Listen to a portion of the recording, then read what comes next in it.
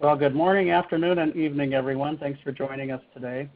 This is the April 2016 edition of the IRCP webinar. And want to let everybody know that our face-to-face meeting is coming up June 3rd and 4th in Saskatoon. We'll be right after the Paramedic Chiefs of Canada conference. We'll be setting out the preliminary schedule later today, I hope. And we have about 31 sessions. About a quarter of them are research related, and there's one randomized controlled trial. So we're looking forward to a great meeting in Saskatoon. And hopefully we'll get you all registered so we can meet face to face. Today we have Shane Knox as our guest speaker. Dr. Knox is an Assistant Chief Ambulance Officer and Advanced Paramedic Educator, currently employed as the Education Manager in Ireland's National Ambulance Service College. Originally from Northern Ireland, he commenced his ambulance career in 1990 with the Northern Ireland Ambulance Service. In 1999, he joined the Irish Ambulance Service.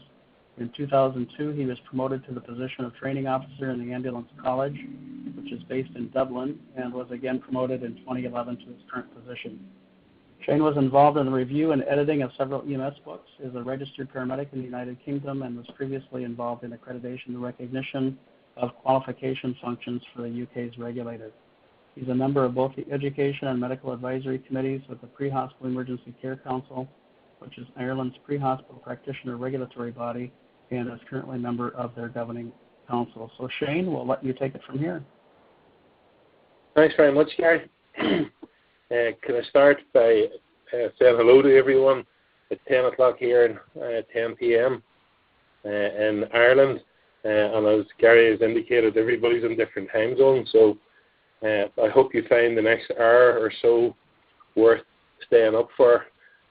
So I'll start. As Gary has already introduced me, there's a few slides at the start. I'd like to thank Dr. Peter O'Mara and Gary for inviting me to take part in this webinar on the International Roundtable on Community Paramedicine. Thanks very much for the kind invitation. And as Gary has already discussed there, this is the first PhD for a practitioner in the Irish Ambulance Service and the first for a registered pre-hospital practitioner in Ireland. As a consequence of the support from the practitioners, the regulator, and our regulator is, again, as Gary has said, the Pre-Hospital Emergency Care Council, and for all of the related organisations who participated in the research. It also represents the first real studies related to continuous professional development in the Irish Ambulance Service for pre-hospital practitioners. Again, I suppose rather than go over it all again, I hope first that everyone can understand me. I am from Northern Ireland, worked in the Northern Ireland Ambulance Service and moved south in 1999 and joined what was the first advanced medical priority dispatch centre in the middle of Ireland in the Midlands.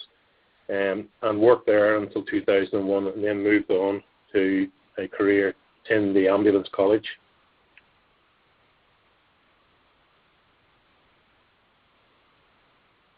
I suppose my interest in CPD started as a consequence of a master's I completed in 2009. The dissertation I decided to do for that was on continuous professional development. And continuous professional development in the ambulance service really was unheard of.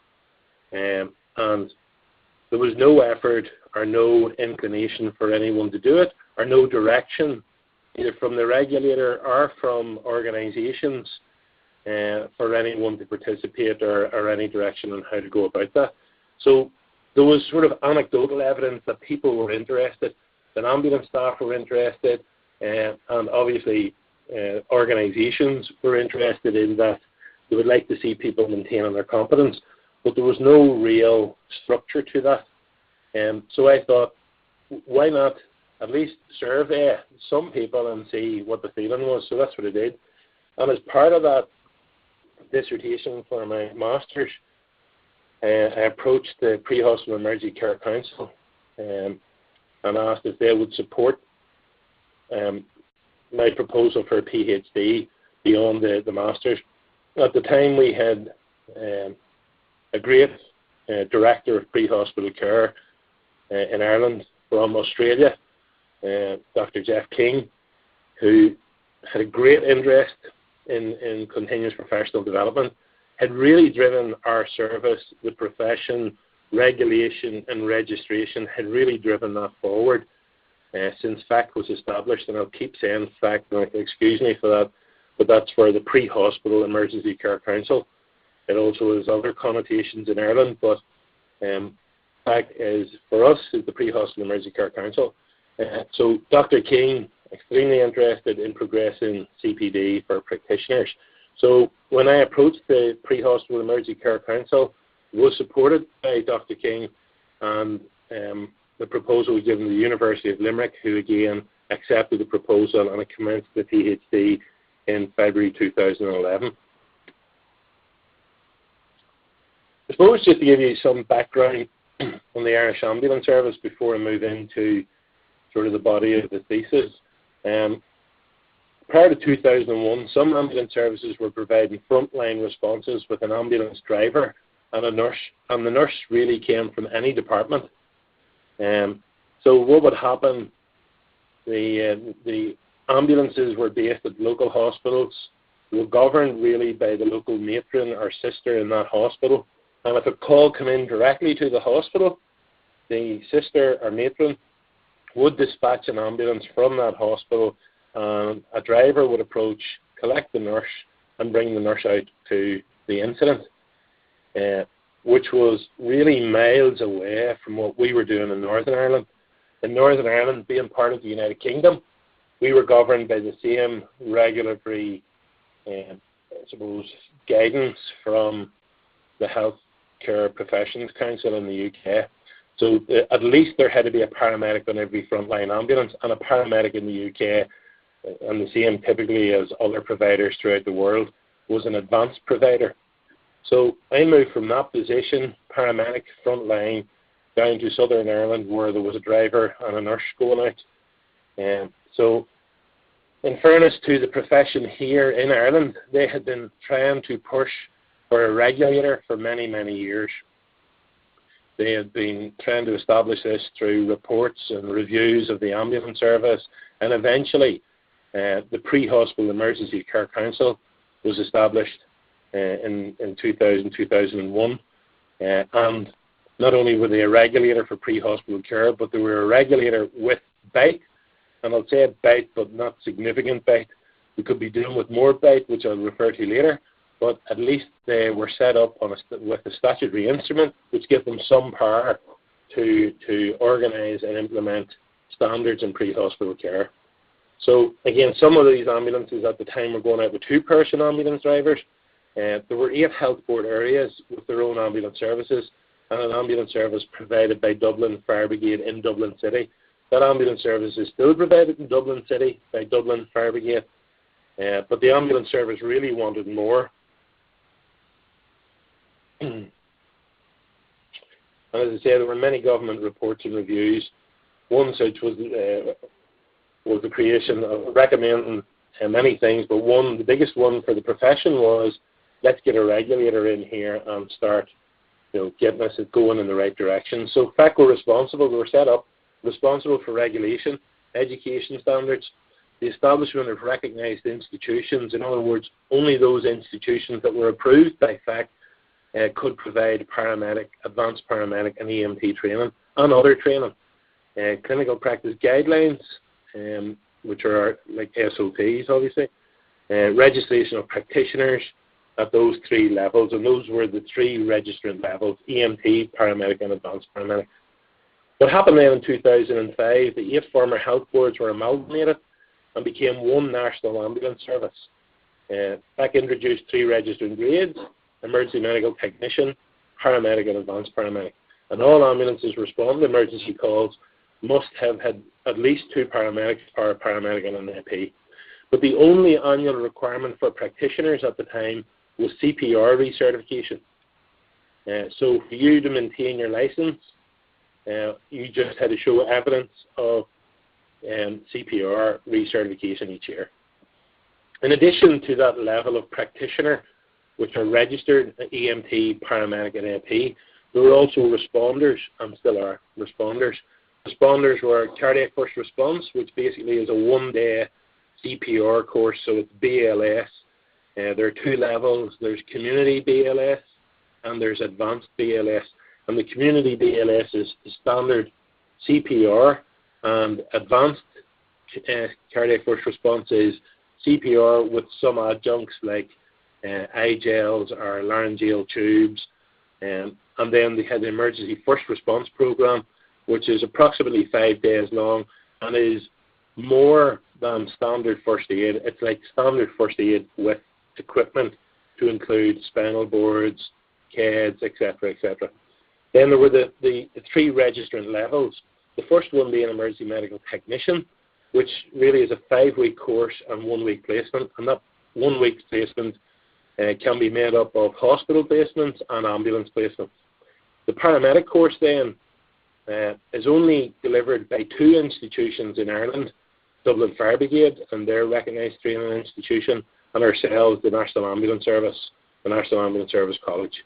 And that paramedic training entails 19 months, including a 12-month internship period for the student.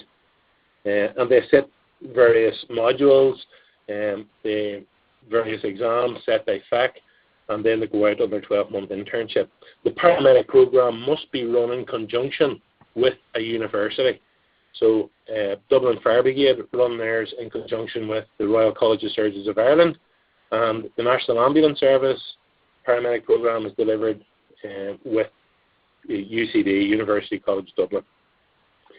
The final level then is the advanced paramedic, and again, typically US, UK paramedics, so they're advanced life support, and this is really, you have to be at least 3 years a paramedic, and then you do an additional 18 weeks and a 1-year internship. Again, that must be run in conjunction with a university. The National Ambulance Service are the only institution in Ireland who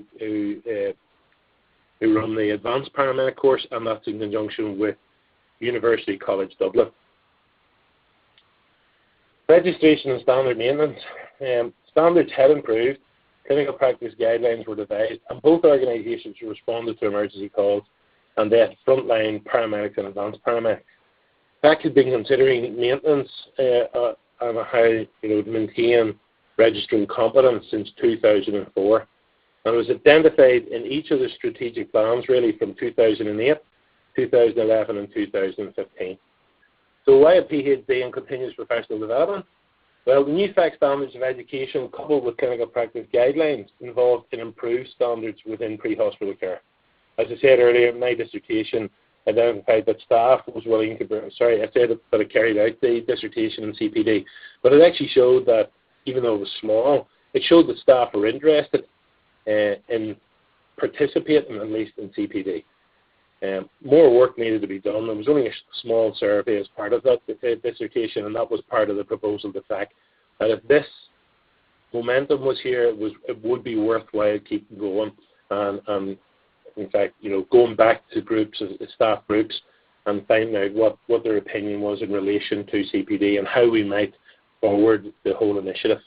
So again, I was offered the opportunity. I was seconded to PHECC. I was offered the opportunity to be seconded, but I turned it down in favour of a PhD and ended up being seconded anyway. So I wish to develop the CPD and assist with improving the standards of care, the professionalism, and align practitioner CPD to PHECC registration requirements. So it was a personal selection. CPD was included in the strategic plan. So my idea of CPD was aligned to their strategic plan, which was great. Obviously, for all the benefits of improving patient care, developing practitioners, to motivate and encourage us to continue our learning. Similar to other health professions like nursing, dentists, medicine, etc. in Ireland are all regulated and require CPD, as do all of those professions worldwide. But in particular, it would minimise risk. And we have 2 cases, one in the UK of Harold Shipman, who was, if you're not familiar with Dr. Shipman, who was charged with murdering many patients. And unlike Dr. Shipman, we had Dr. Neary in Ireland who was involved in controversy over hysterectomies, and it was put down partially to lack of competence and no maintenance of competence. So obviously CPD would help with maintaining competence, and the idea of helping maintaining competence for practitioners in Ireland. And so we wanted to try and ensure that there was some level of competence there for practitioners. CPD would then form part of mandatory regulatory requirements and ensure a measure of competency. And that's all, obviously, it does, a measure of competency. So the objectives of the PhD was to review the current CPD. In fact, to coin the new phrase, really, we wanted to make it just specific for Irish pre-hospital care. So rather than call it continuous professional development, we decided that we'd call it continuous professional competence. So everything fact related is called CPC. So next was to engage with the registrants, to survey the EMTs, paramedics and advanced paramedics to get their views, opinions and suggestions, find out preferred learning styles and what type of CPC activities they'd like to get involved in. Next was to draft up some CPC guidance document following the consultation, and then evaluation of that draft guidance document and referral back to the regulator.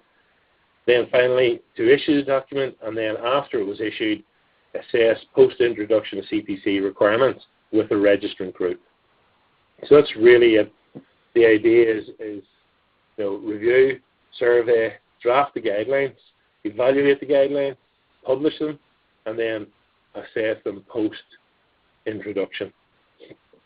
So the strategy was agreed between the university, my supervisors, and the regulator as proposed by myself. There were three groups within two frontline services, paramedics and APs. Sorry, three groups in total, but the two groups were in frontline services, predominantly paramedics and advanced paramedics. EMTs were mostly within the voluntary organisations, so therefore they weren't frontline, but they were still a very significant part of the response in Ireland in pre-hospital care, and that they carried out, covering events, sporting events, etc. They were also the backup in the event of a major incident, major emergency. So the EMTs were really in the voluntary organisations. So there had to be a decision about which group would we engage with first. So I had wished for the EMTs and had thought, the corner to say, I think it's better if we go with the EMTs. And the rationale for that was EMTs being volunteers and being committed to doing their job on a sort of a part-time basis, but were still able to put themselves through their education and go to the courses and sit the examinations and then go out and do all of their duties voluntarily. I thought they might be the group that would be keen to engage, and then it would be easy to turn around to the other two grades, hopefully, and say, listen, this is what has happened with the EMTs. Now, this is probably what you should be doing too, at least. So that was the idea then. We introduced the model of CPC for the EMTs. Again, we'd engage, get the feedback, review, amend, improve, to then include it and forward to the paramedics and advanced paramedics. So the proposal was designed for a 3-year period. Regulator applied for the secondment, and got a secondment, and they agreed to pay for the studies, FACTed, which was great. My own employer then agreed to let me off for a year, and I was seconded for a year from 2011 onwards and commenced the PhD. There was a twin-track approach then needed for the research. The challenges included meeting the academic requirements of the university and then meeting the requirements of the regulator while trying to determine the needs of the organisations. At the beginning, I was checking for relevance and buy-in. I had to go through the ethical approval that we all have to do with the universities. Just at that particular time, we had a conference in Ireland, and I was given an opportunity to present.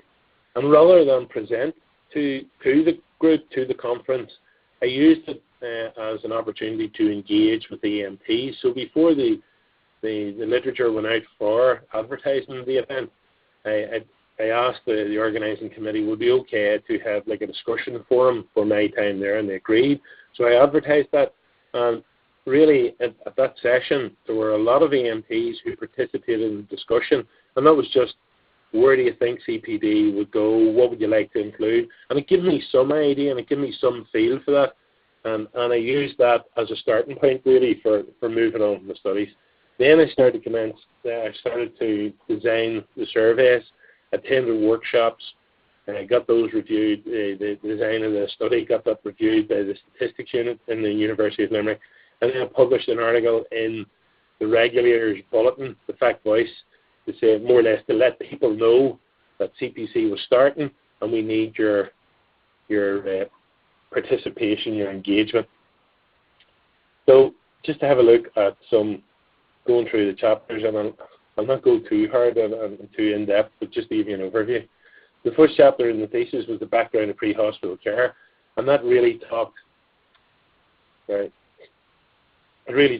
pre-registration training and current educational model, the professionalisation of the discipline, the role of the regulator, the research objectives for the thesis, prior research, and the study components. Then the mandatory literature review, and I was looking at other regulatory bodies, and not just confined to healthcare, but there was very interesting work done in other professions, engineering, architecture, library, all of these professions. It included a review of those professions, but then I was honing that right down to healthcare professionals, and in fact focused really on nursing and physiotherapy. And nursing and physiotherapy had a particular context in Ireland, in that they were one of the ones outside of medicine, but within healthcare, that were relevant and were working. So I focused on those, and there were good models internationally as well. And then I looked at professionalisation, regulation and registration of pre-hospital practitioners, and what was required in other jurisdictions. And then how you would go about measuring the CPD. So the very first paper from the study was the first evaluation of advanced paramedic teaching methods in Ireland. There was an opportunity to engage with advanced paramedics at the time who were doing what we would term upskilling. So new clinical practice guidelines were brought out, and as they are brought out each year in Ireland, then the service delivers the updates in a face-to-face manner, or online, partially online, so it's sort of a blended model. But there was an opportunity to engage with these groups of advanced paramedics, so that's what we did. It was the first paper published from the study. It required engagement with the APs. The study identified their preferred teaching and assessment methodologies, and it could be used in future programs of CPC. And really, it's strongly supported, and again, not surprisingly, but we never had the evidence, but it strongly supported the idea of practical, hands-on approach to learning, particularly in small groups. And that was the methodology used at that time for the advanced paramedic upskill. Participants on the program were invited to complete an online survey, and this survey assessed the effectiveness and the user-friendliness of the methods that we used, the preferred learning styles, and the perceptions of outcomes. And again, the small numbers, but at that time those were significant and probably represented, there might have been a total of just over 200 advanced paramedics at the time. So 73% believe that practical learning encouraged knowledge retention and skills in the immediate and medium term. 82% believe practical learning influenced patient care immediately. 75% stated that it influenced patient care 6 months later. And all respondents agreed practical learning was important. 90% stated it was enjoyable. And then they discussed the manual and what they preferred in it. They were given a pre-course manual. So I suppose the so what of it was, it just showed that practitioners prefer practical training. At least the advanced paramedic practitioners preferred practical training, small groups, scenario-based, and pre-course material, pre-course learning material. The next chapter was continuous professional competence for EMTs in Ireland, and it was to assess what their needs were, what they perceived their needs to be, and that was published in BMC Emergency Medicine in December 2013. The objective was to inform the development of the continuous professional competence framework, to identify what EMTs considered the optimum educational outcome, to determine which training and learning activities would they prefer for recognition of CPC, and to ascertain their attitudes towards CPC. All EMTs registered in Ireland, 925, were invited by email to complete the online survey, questions were designed based on other CPD questionnaires used by healthcare professions, and quantitative and qualitative analyses were performed.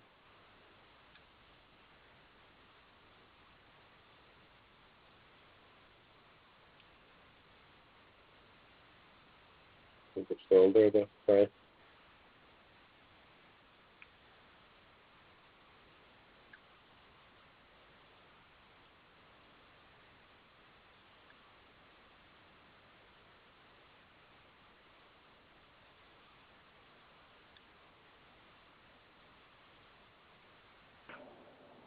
Shane, are you still there? I'm still there. Yeah, it just stopped here. Oh, okay. Doesn't seem to be progressing. Okay, if you can't get it to go, let me know. Just say next slide, and I'll advance it for you. Okay. So, sorry, just back one, Gary, please. The results, 34. The results. Okay. So the response rate from that group was 43%, which was pretty significant. Well, I thought it was pretty significant. No, but internationally it wasn't bad. 84% of participants were registered in less than 2 years. And remember, it was only a new profession, really, for the voluntaries. So volunteers were then asked to move from what really was their first aid or first response course and then take on the EMT course. So it was slow but sure progress. So volunteers moved into that field, so it's not surprising that a lot of them were only 2 years qualified. Evidence of CPC should be a condition for EMT registration, and they almost all agreed with that. 78% believe that EMTs who do not maintain their CPC should be denied the option to re-register. 69% currently maintain the portfolio, and that was entirely up to them. No one had told them, so that was their own doing, really. Some had completed CPC in the previous year, and from a list of 22 proposed CPC activities, 97% stated that their practical scenario-based exercise were most relevant to their role. Interestingly, e-learning curricula without practical components were considered irrelevant, or let's say less relevant than all of the practical activities. So that was the highest negative response. The majority, though, welcomed access to e-learning if supplemented by related practical modules. The next slide, please, Dave. So what of that? EMTs were supportive of CPC. Again, we sort of knew it, but we had no evidence. Forms a key part of their professional development and registration. Learning, which involves clinical and practical skills with e-learning, is the optimum approach. Next slide, please, Gary. But just to say, yes, it was, but they all preferred the practical component of the CPC. So next slide, please, Gary. The next chapter was really related to the survey going to paramedics and advanced paramedics. And again, please, Gary. Going to advanced paramedics and paramedics. And again, similar objectives to find out basically what they favoured for CPC and to determine what registrant considered educational outcomes and activity, optimal educational outcomes and activities. Again, please, Gary.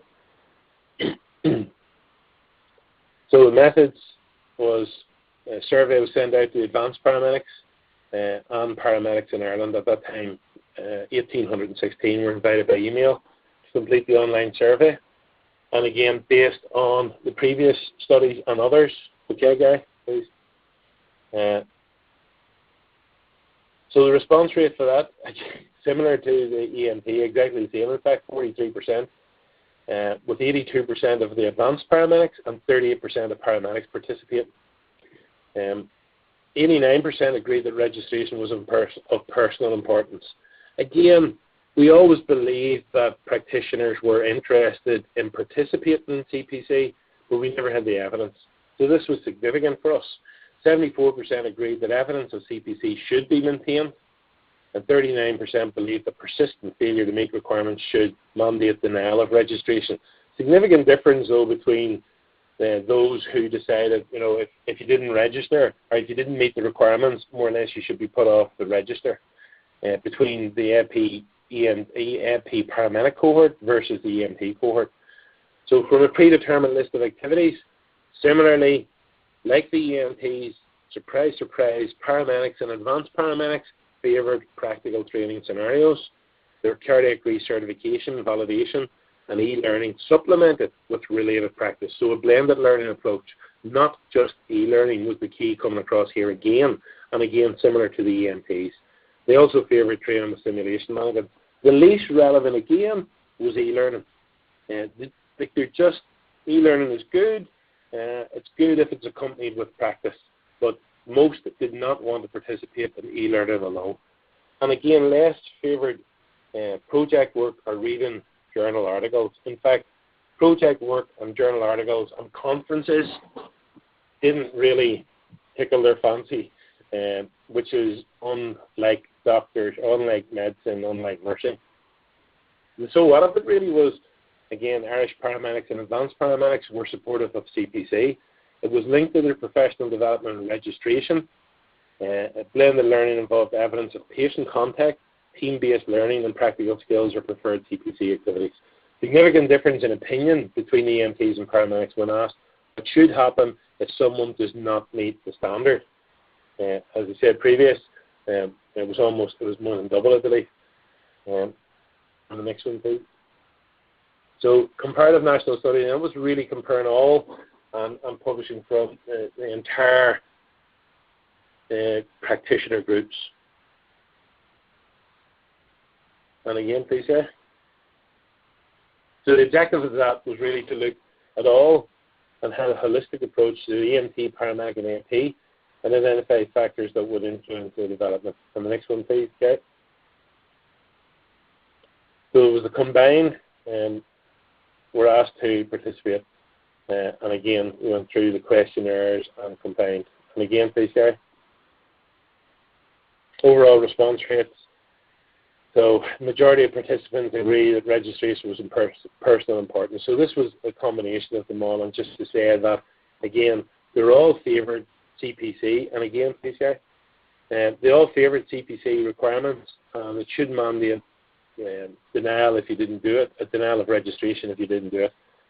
88% of all respondents indicated practical training, cardiac revalidation, and this was our only compulsory requirement each year was CPR revalidation. It was called cardiac revalidation or recertification.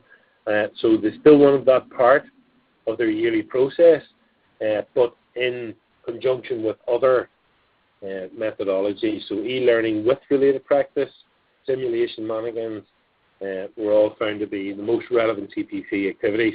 And yet again, project work, appraisal of journals, which is something that really is now coming into our paramedic program. It was always in our advanced paramedic program, but journal appraisal and critical review, etc., critical appraisal are all coming in now to the paramedic course. And that then has the knock-on effect to maybe encourage practitioners to view that as a way of participating in CPC. So it was the first national study of all pre-hospital practitioners. Certainly it was the first survey in Ireland to encourage to engage with all three registrant levels. All registrants are supportive of CPC. The mixed model approach included blended learning, practical skills, and evidence of patient contact, with less of a focus on e-learning, project work, and appraisal journals. Okay, guys? Okay. Then, with that information, okay, Gary, thank you. Next, please. With that information, then we brought that to the various groups around the country. We devised a draft booklet and forwarded that to the regulator. This booklet was used, though, as discussion document for discussion groups to elicit information regarding the detail in that, to find out what the groups thought of this draft document. And this draft booklet was based on the feedback coming from those groups, coming from the surveys. This will inform a revised, improved version of CPC guidelines for the distribution to the EMTs. We used this World Cafe methodology of the community conversations. So we had three venues in east, west, and the south of the country. we requested participation from all registrants and all organisations, and it was based on a first come, first served with no bias towards registration levels or our organisations. There were 63 participants in total over 3 venues, 31 EMTs, 22 paramedics, 10 advanced paramedics from various organisations. At each venue, participants were split into groups, an independent facilitator was utilised, and conversations were held simultaneously with each group discussing a separate question. Questions were based on each section heading within the draft document, and each round of conversation lasted 20 minutes, and notes were taken and left at each table for others to add to. This was all put through the analysis using in vivo. Myself and another researcher completed the analysis to allow for investigator verification. First stage of coding, information was reviewed again to determine whether any new themes emerged, and finally codes were re-examined to determine if they were distinct or if any code could be combined with previously identified. Participants identified lack of clarity in the document regarding the role of their host organisation, the relative value of differing CPC activities, and definitions of what constitutes patient contact. And this was really important for us because when we were looking at the sort of overall view of what would make up CPC, a lot of them were saying, yes, you need to have evidence of patient contact. But when the groups actually got this information, they were going, well, what defines a patient contact? You know, if I go out and I manage a cardiac arrest, or if I'm at a sporting event and I manage a fractured tib and fib, do they carry equal significance? Do I record the same points? Do I get the same credit? If it's only a sprain or it's something minor, do I get the same credit again? So interesting thoughts were coming from those, were being generated from those small discussion groups. Suggestions were made also that the regulator should provide templates for reflective practice and case studies, as this was part again of what they said they'd like to have to record the information on, but yet the EMT cohort had no experience of those, didn't know what even reflective practice, what that entailed, or how they would go about it, or how they would record this information in their portfolio. So further queries arose relating to the audit, who would do the audit, how would the audit be performed on the CPC, how do you provide your documentation, and then accreditation of elective education courses. So again, typically in US, Canada, Australia, etc., courses are given, actually I'm not sure about Australia, but certainly America, courses are given the credit for, if you do a particular course, you get so many hours or whatever it is per hour, you get so many credits per hour. So that was coming through from the groups to say, who's going to accredit these courses? So all of that information was coming through, and then at the end of it all, it was to identify improvement in the guidance document. That was the purpose of this. Offer suggestions on how to improve the document, so it's further clarification on some items within the document, and involved participation from all levels of registrants in various organisations. From that then, we completed the draft document.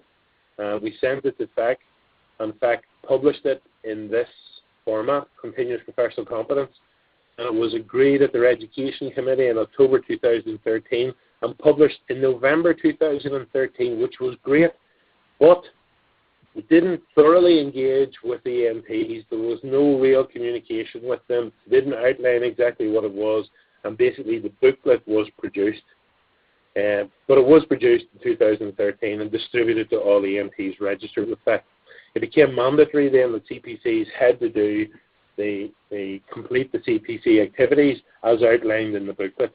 And basically what that entailed was you had to get 18 CPC points per year, or 54 over a 3-year period. And those points were typically based on 1 hour of activity equals 1 point, and that's usually an international, that's based on international standards.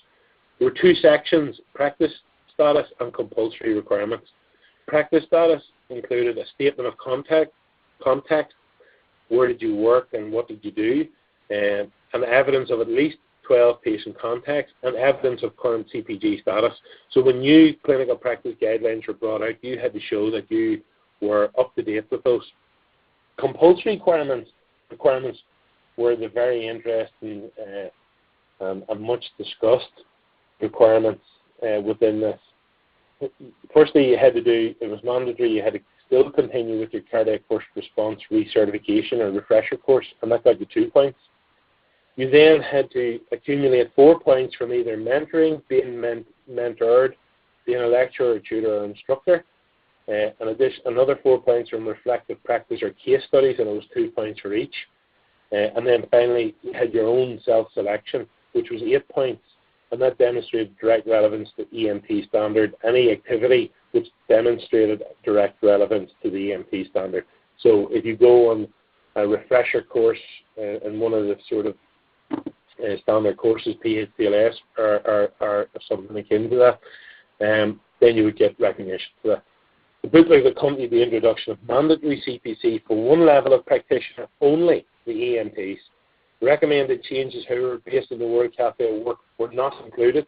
So even though the discussion for it had taken place and people had fed back and we fed that back, it didn't influence and it didn't change the draft document because the draft document was just published. So CPC, however, was introduced for pre-hospital practitioners for the first time in Ireland and was related only to the emergency medical technicians. Sorry, next one, guys, please. The book, sorry, Carrie, next one, please.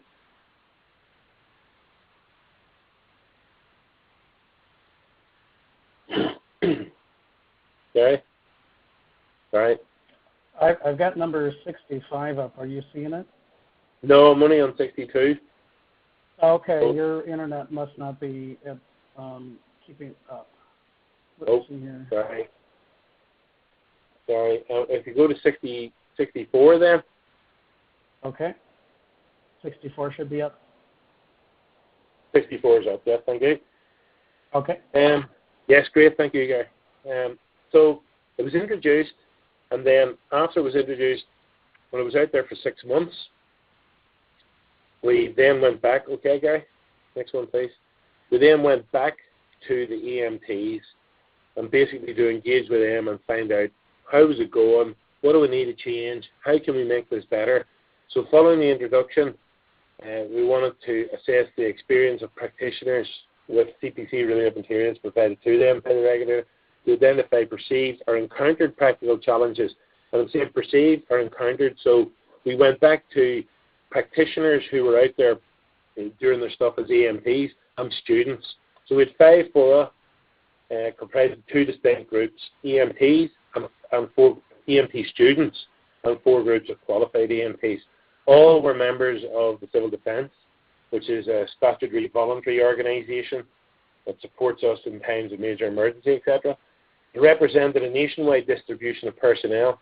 Responses were categorised as perceived challenges to CPC related to the student EMTs, and then the experienced challenges relating to qualified EMTs. Suggestions from both groups on how to improve the current system and guidance material was included. So we had recordings transcribed and analysed using in vivo, which identified unifying themes, and an independent facilitator was used to remove any bias. So basically we went back to these 5 groups. The results were interesting because the results almost prove what we said prior to the book being published. The CPC was a welcomed initiative. In fact, every single person agreed it was great that CPC had started. They all wanted it, and they all wanted to participate. CPC would improve the quality of care provided to patients, in their opinion. Challenges included the practicalities of complete and continuous professional competence and the governance and administration of the CPC process. It was difficult for those EMTs to gain access to operational placements with paramedics and advanced paramedics. And the number of patient contacts were difficult to achieve. For them, it's really hard to go out at sporting events and get very complex cases or cases that they would learn a lot from. Their standard cases, the fall, the minor injuries is what they were basing their CPC on. So one thing that really frustrated them was the definition of patient contact, and they basically urged that FECC would provide clarification on that. Participants also suggested that FECC should provide an outline of the CPC audit process, example of case studies and reflective practice and how to go about those, templates for devising your portfolio and maintaining a portfolio, and then a central hub for information relating to CPC. And again, they suggested that PHECC should host that on their website. So basically what we got from that was a serious level of frustration. And although they were all very keen to participate, they were really frustrated with some of the stuff that they feel could have gone better from a regulator's perspective. The regulator should provide information on the audit process, clarity and governance, more information, sample requirements, and more effective engagement could refine the current CPC requirements. These were all similar to the information provided by the participants prior to the introduction, similar results with different methodology. So in summary, we did set out to review the current CPD. We engaged with the registrants. We started with the EMTs, and again, the idea was engage with the EMTs and come back with a draft framework, a draft policy, and then introduce it after discussion, review, edit, modification, put it out there, allow the EMTs to use it. The EMTs are now in their third year, and there has been no review of that information with them yet. The drafting of the CPC guidance document following consultation, that happened. Evaluation of the draft document and referral to the regulator, again, that happened. The issuing of the guidance document to the registering group, not only did we issue it to the registering group, but it became compulsory for them to participate in continuous professional competence and to demonstrate evidence of that to maintain the registration. The assessment then, after it was out, we went back to the groups and asked them what did they think. Okay. And basically it was back to a plan that on modification, let's say, of Cobb's learning cycle. So we started out, reviewed the requirements, surveyed the registrants, sorry guys, just go back there one, sorry. Yep. Surveyed the registrants, and we drafted the guidance, evaluated, published, and then assessed post-publication. And we, as a consequence, it produced the first study, it produced the first framework for continuous professional competence for Irish pre-hospital practitioners, at least on one level, and that was the EMTs. Now, significantly, the EMTs now are the largest registrant group within the three subdivisions of the practitioner cohort. So paramedic, advanced paramedic, and EMT. The largest group now are EMTs, followed by paramedics, and then APs. Okay. Next one, please. They may be stuck on 73. 74 is up. Let me try it one more time here. Sorry, okay. Now do you see it? Nope. See it. I have a copy here. Hold on. No, still not.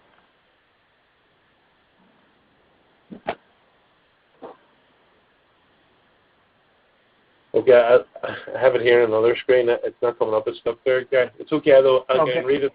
It's okay. I can work from my own here. I have another one. So review the process. Okay. Review the process when the network connections go. So we reviewed the process for CPC following the introduction. The PhD included 6 publications and the Regulator publication. Sorry, that's it. I'm playing there. Okay, I'm back. They introduced the concept of CPC to Irish registrants. So it's a huge step forward, and not even though I say that myself, but going from a system that only involved CPR recertification each year, there is now one level that must complete more than CPR each year. They will have to demonstrate that. They will have to show evidence of that this year, from this year going on, to show that they are compliant with the requirements of CPC, and that is linked to the registration. So if they don't show that compliance, then they may not or could not get registered. So the published research on it, it was the largest study to date for FECC registrants with almost 1,500. Okay, Carrie, sorry. That's just my personal learning from the whole episode. I did learn a lot, obviously. There was a lot of study. This was done on, aside from the first year, this was done on a part-time basis, which involved, and I'm sure as many of you already appreciate, involves a lot of study, a lot of commitment, and a lot of new areas that I had no experience of before, and engagement with both with all of the registrant groups, with voluntary organisations, with senior managers in organisations, and right through to supervising professors, review boards, etc., etc. It was a huge learning curve for me.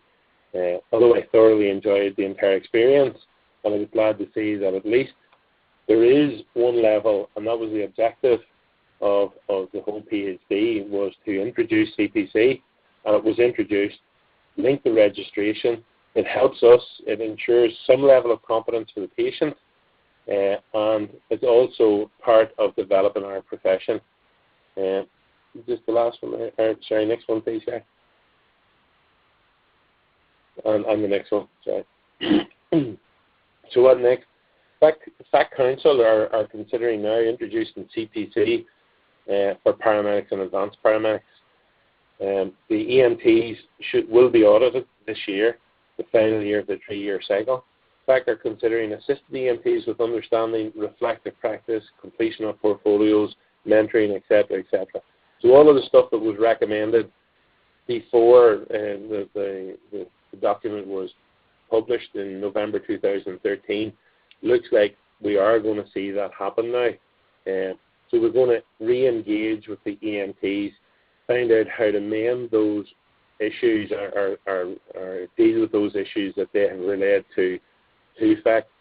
We're going to develop, hopefully, the templates called Laws for Effective Practice.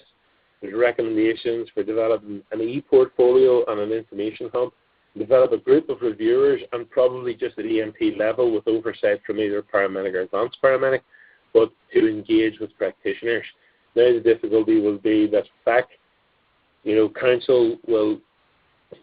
council expires really in June, and there's a new council to be elected at that. So hopefully the work will continue.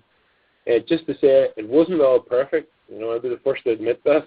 There's a lot more work has to be done, but it's only through engagement and listening to the registrants.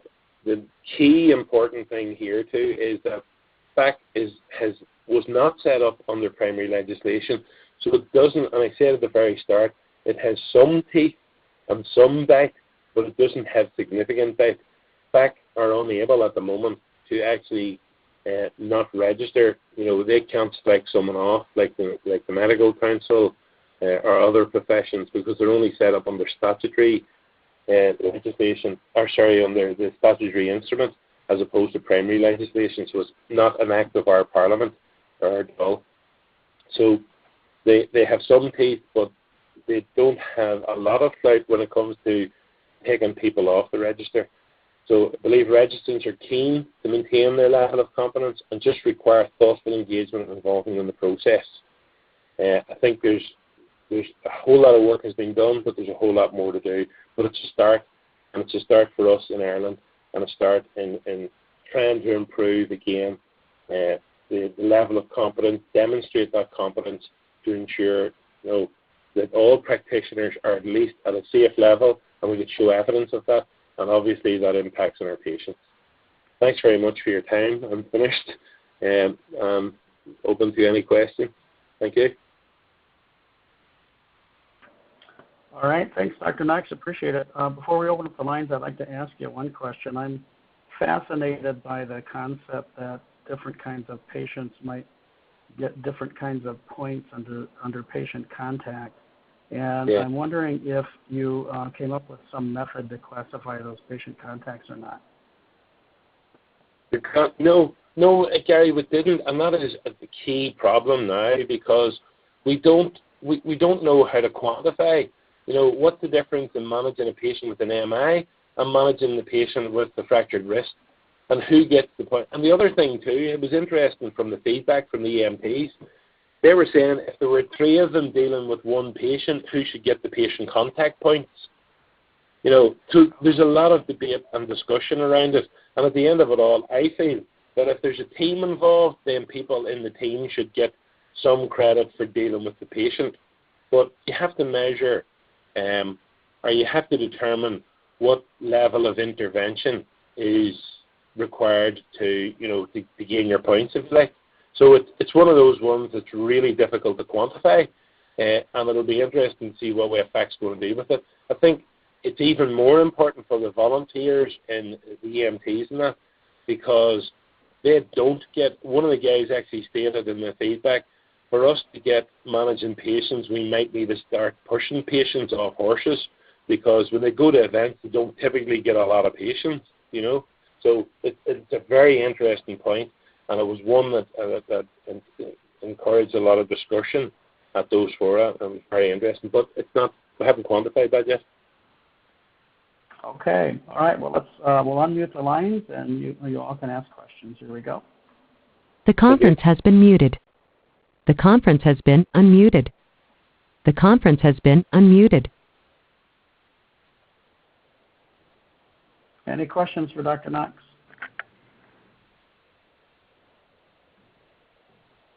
Hey, Gary, Doug here. I'll give it a go. Go ahead. Shane, this is awesome work. Not only have you tackled an elephant, I think you've done it in a very good and comprehensive way. One of the great things about it is it opens up a whole bunch of other questions. Yeah. One I'm interested in particular is those competency domains that were least favored, in particular reading of journal articles, and I imagine also participation in journal clubs as being a least favored activity. Yeah. Now, what I think might be going on there is that the type of initial training that the EMTs and paramedics are receiving doesn't actually do a great job of helping the students understand how to incorporate that into their practice. Absolutely right, Doug. That's exactly it. It's almost speaking to them in foreign tongues when you talk to them about reflective practice and critical appraisal. There's no real deep, meaningful understanding of either of those, whereas the advanced paramedic group would understand that. And the advanced paramedics, interestingly, around the country, some areas have developed their own small journal review clubs, but it's exclusive to advanced paramedics. And that you've absolutely nailed that, and that is entirely related to that being included on their advanced paramedic course, whereas, and probably to our shame, it's not included on paramedic and EMT courses, which is something that we need to take it right back to the start and say, here is where we start this. These ideas have to be introduced, these concepts have to be introduced on the initial training programs. So it's something that we need to do for the paramedics, and it's certainly something that needs to be introduced with the EMT course, which, like, it's only a small 5-week course with 1-week placements. It's for volunteers who are not, exposed to patients on a regular and daily basis, but still they could grasp the concept, the ideas behind that. But you're absolutely right. And I think if, again, through the engagement and, workshops and even online learning, etc., even though everybody seems to be against it, there are certain ways of getting that message across, and I think that is the key. We bring it right back to the start, included in the courses, so people coming through will have those experiences, and the other part then is to deal with the people who are out there now who are not on the courses. So I think you're absolutely right, Doug, and thanks very much. That's great. Now, I wonder if you've, I gather, in fact, you've got some teeth with which to try and move that agenda along, but I wonder if there's an opportunity to stop and think through some form of streaming here, meaning your EMTs actually don't or may not ever need to reference primary research literature in their decision making. So that would be a skill or a domain that would remain part of your paramedic or advanced paramedic practice. Yeah, absolutely. You can do that, but the EMTs, out of all of those, and this is just my opinion, the EMTs really absorb everything and anything related to pre-hospital care, because I would say that's because of their own enthusiasm and because they're not in it day and daily, if that doesn't sound too patronising. They really want to get out there. They want, like, one of the biggest areas for request was to get out on frontline vehicles with paramedics and advanced paramedics.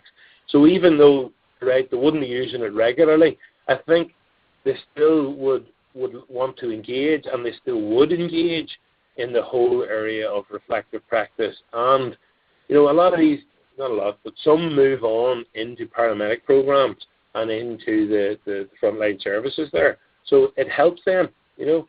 I think even maybe if it was only as an option for them, but there has to be something more than what we're doing now, I think. Great, well done, and Thanks well very much today as well. Thanks very much. Thank you. Any other questions?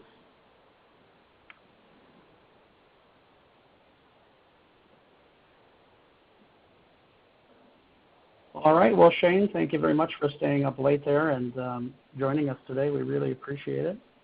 Thanks very much, Gary. Thank you. And thanks to everyone for listening. Thank you. And we hope to see many of you in Saskatoon in a couple of months. Thanks, everybody. That's it for today. Thank Thanks you. very much. Thank you.